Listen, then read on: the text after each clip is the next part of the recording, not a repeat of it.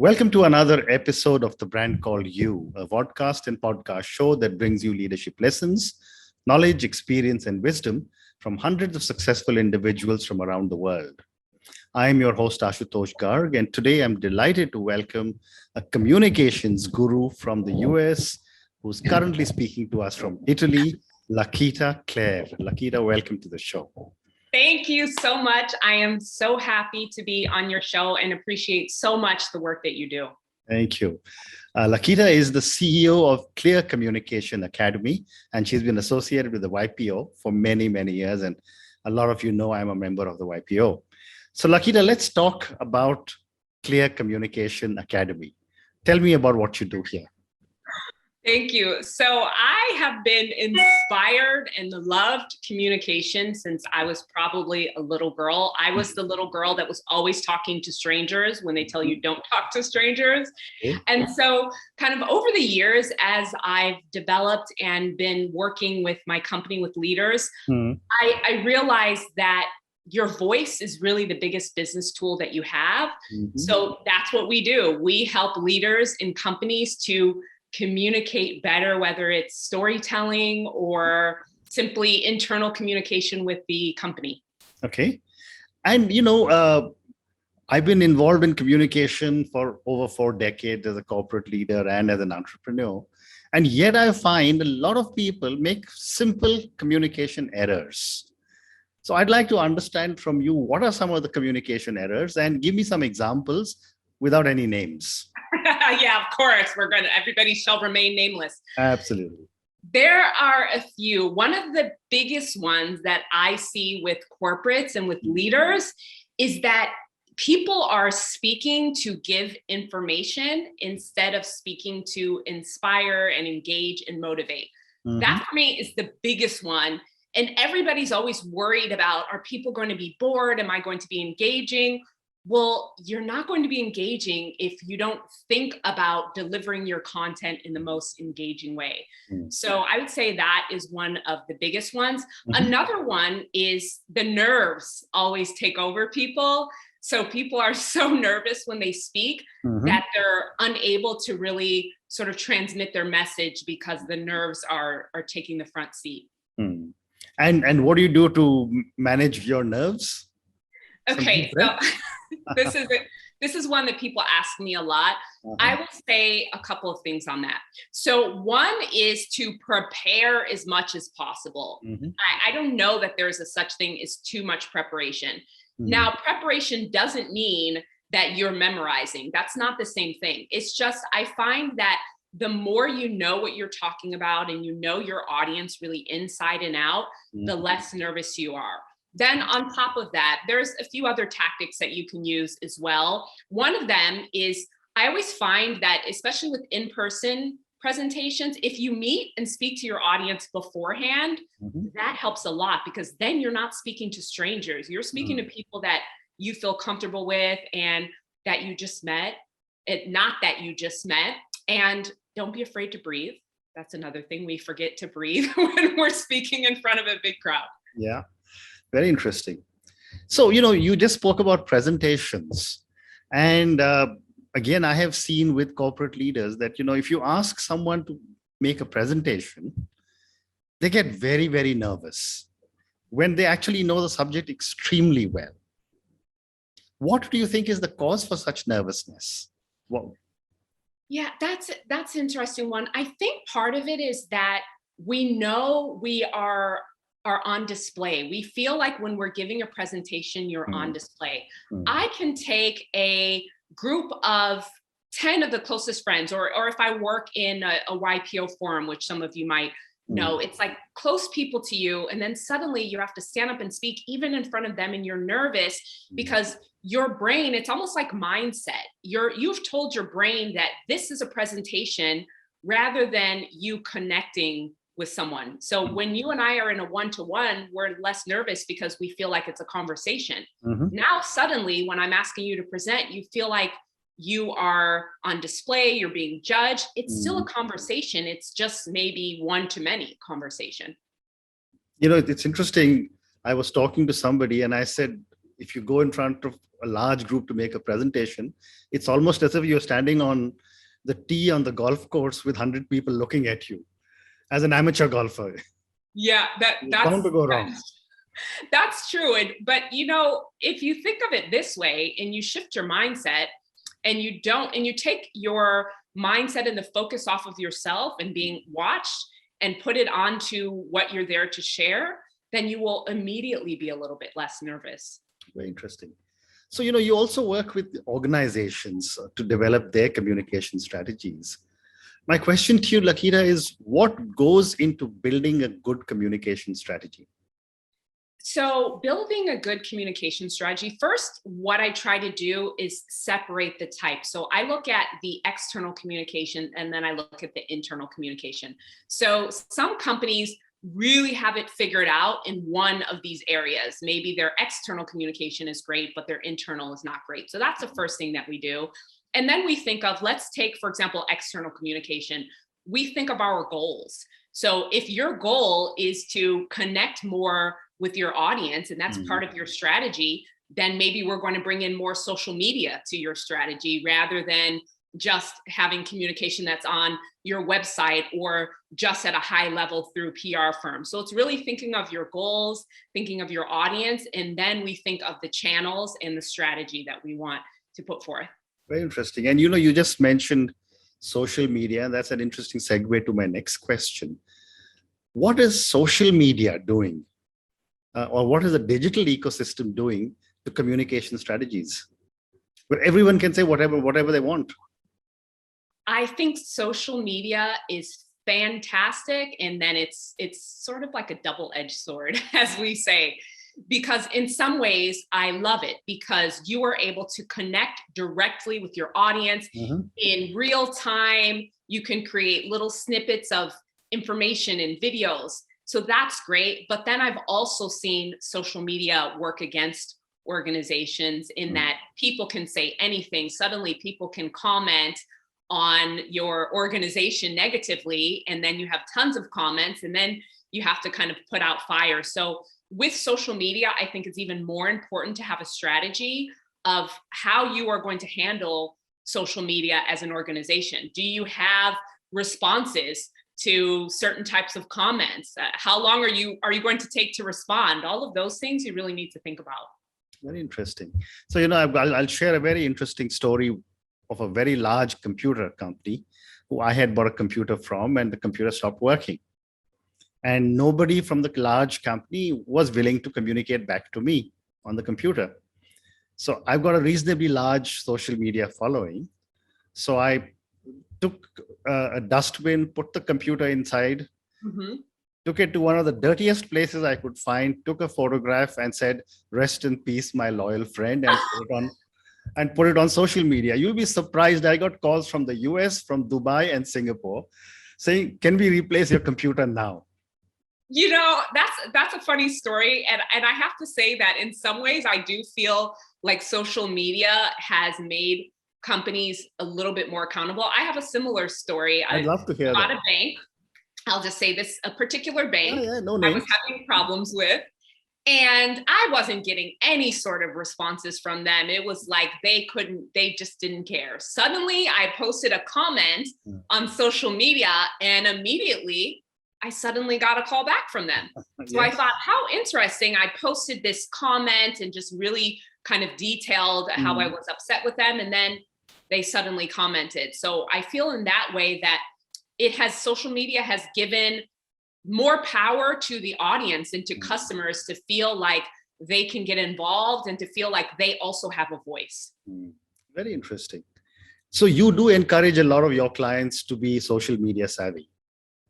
I would encourage people to be social media savvy. That does not mean that everybody's brand has to include social media. It doesn't mean that.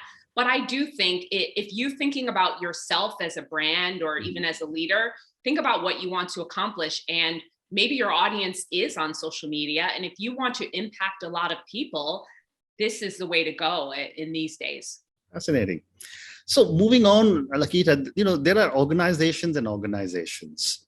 There are some which are very high profile, loud, and there are some which are very low profile. My question to you is, how does culture affect communication?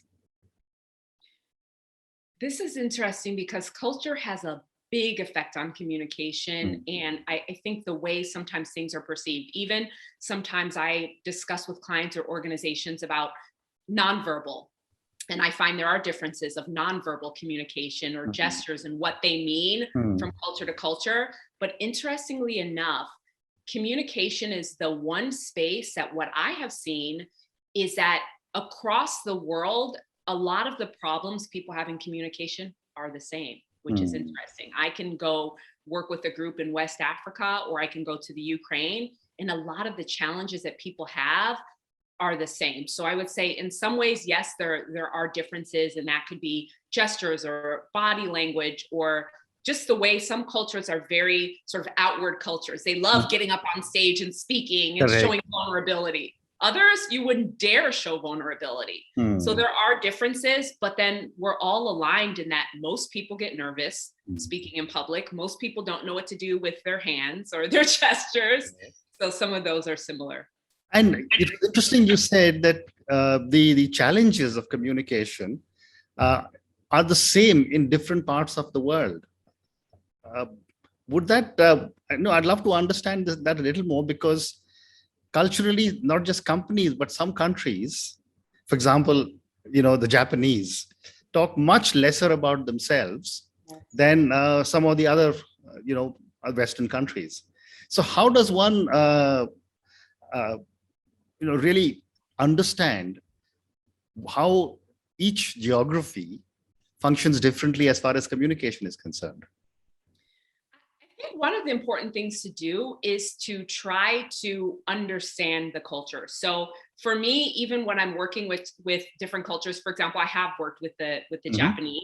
And when I kick off a workshop with the Japanese, I do it in a completely different way than I may do with the Italians or the Spanish. So first is just really understanding the culture and those cultural sensitivities. But in most cultures, it's not fun to get up and speak in front of people. That's in any culture. Sure. In most cultures, you want to keep people engaged. You don't want your audience to be bored. You just have to understand what to highlight. So for an organization or for a business leader, I would really try to understand, if I were doing business with different companies or different cultures, on what is the best way to connect. Some people want to hear stories. Some people, they want you to get to the facts first rather than going into storytelling. So it's important to understand those differences, I think. Very interesting. And yet, when you look at it, I mean, I'm much older. So, when I look at communication in the 80s and the 90s, when, there was television and 30-second spots and on movies and movie screens, of course, newspapers, billboards, etc., communication was one thing. Today, everything has almost entirely moved to handheld devices. Yes. Has communication changed? And if yes, how? I think communication definitely has changed. I think things are more accessible now than they were. Even if you think about the amount of content that's uploaded on YouTube daily. Correct. So it's changed because it's more accessible. And I think because of that, and your reach has also expanded now quite a bit, and allowed you as a business leader or company to connect with people in an easier way. So I think we have to also adapt to that change, because I think people are expecting, because you have all of these vehicles, they're expecting a different way of communication. So I think there have actually been studies that people said they trust CEOs, for example, who are on social media more than ones who they just have never seen. So there are different studies that people are expecting to connect with you or companies on social media. So there's been a lot of changes, and we need to adapt even more, I think. Correct. And, in the early part of this century, or this millennium, we used to talk about the elevator pitch, right? Which was 30 seconds, 45 seconds. And then came Twitter, which said 140 characters. Now it's 280 characters. But people are struggling to change communication into such short and pithy statements. What are you doing about this? I think one of the reasons why people struggle is that I found that a lot of people haven't really distilled and gotten clear on their message. For example, let me say this: if you know your message and you prepare, I could ask you to say something in one sentence and you could say that if you're clear on your message. So now that things have changed, what I'm doing and telling clients as well is to really practice and have an elevator pitch in your back pocket, have a 30-second one, and then have just a nice dynamic one sentence kind of ready, and that can be adapted. So I think with proper preparation and then getting clear on whatever your message is at whatever given time, I think is very helpful when you have the shorter amounts of time. It's like that. I think there's a Mark Twain quote that said something like, "I'm sorry for the long letter. If I would have had more time, I would have written a shorter one," because it takes more time and more preparation when someone asks you to speak for 30 seconds or when you have to write something in 15 seconds. If we all had 30 minutes or 45 minutes to speak, we could all just jump up and speak. I agree with you. I agree. So I have time for two more questions before I move to the next segment. My next question is on timing of communication. And again, I'm drawing upon my own training 30 years ago. And I was always told by some of the top communication companies when I was being taught, good news must always be released on a Monday morning. Bad news must be released on a Friday evening. Because press has a very short time over weekends, short life over weekends. Has this changed now? You know, that's a good one. In terms of that, I'm not really sure the exact, because my firm doesn't do as much kind of PR, but I will say that it's important to put out, especially if you're putting out fires, to say something and not wait too long. Let me give you an example of this. There was a company probably maybe three or four, no, it was in February, so several months back, and they had put out a particular picture for Black History Month in the US. And the internet went wild because they put out this picture celebrating and there was not one Black person in the picture. Wow. So people went wild. There were thousands of comments. They were nowhere to be found. So they waited much too late to come and sort of start speaking. By the time they appeared, the internet had already had a field day with them. So this was just an example of, if they had jumped in early and were they going to remove it? Were they going to issue an apology? If they had jumped in earlier, they wouldn't have had this chance to kind of go wild, which is what happened with the internet. So I think it is important to jump on things pretty quickly, and having that internal communication plan. That's what the plan is for, to tell you how long you should wait, what's the process, all of those things. Excellent. And my last question to you on communications, LaQuita, this is the age of the millennials and the Gen Zs. And from whatever little I interact with them, including my very, very young team, their communication, I find, is very, very different. I mean, they're very clear, very specific, and not prone to long passages of essays, etc. How are you looking at the new generation that's taking over the world now?